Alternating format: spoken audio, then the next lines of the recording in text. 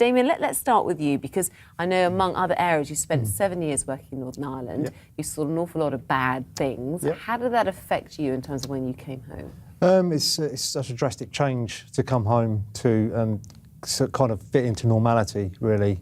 It's not a very easy conversion to do, so it does have a massive effect on you that you don't realise until you leave the forces. Because 1 minute you're fighting in the streets and it's aggressive and you have to be kind of someone different, and then you're at home with your wife and your children. How did they cope from all that? Unfortunately, my marriage broke down due to those kind of issues. It's such a vast contrast of things to try and come from that to that.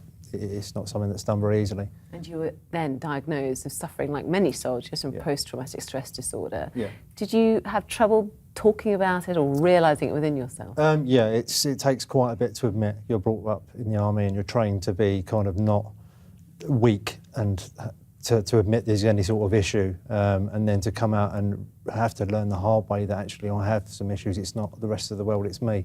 So it's very hard to kind of admit that. But you are one of many soldiers, aren't you, Damien? And Dennis, you must see this every day, the work that you do, that this is not an isolated case, is it? There's literally millions worldwide of soldiers that have been through a very similar situation to Damien. There isn't a very effective treatment out there at the moment, apart from a charity called Talking to Minds.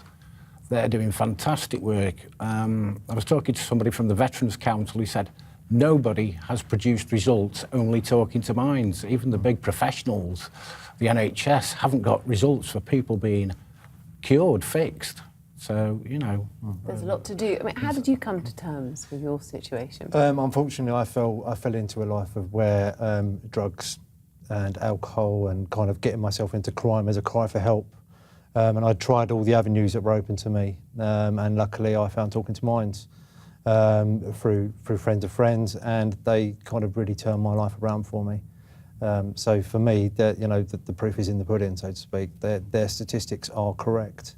And it's interesting, isn't it, to look at the numbers of young soldiers who are maybe more predisposed to violence than young men who haven't been in the army. Why is that? Is it the training they get, or is it because maybe people who gravitate towards the army are naturally more competitive anyway because of the role that you're going to have to do? What do you think about that? Well, yeah, that's two-sided. Yeah, you can get slightly aggressive people that would join the forces, but also people ask me all the time, how come some soldiers get post-traumatic stress disorder and some don't?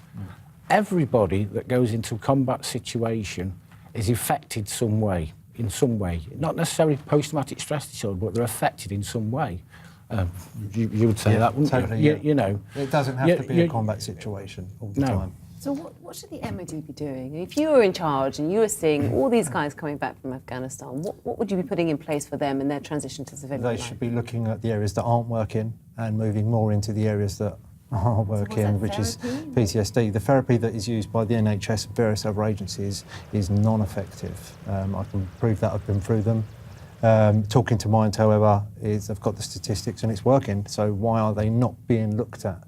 I don't know, it may be a political issue, it may be a monetary issue, but it's a ticking time bomb. Let's hope they get it sorted out. Gentlemen, thank you very much for joining us. It's a pleasure to talk to you both.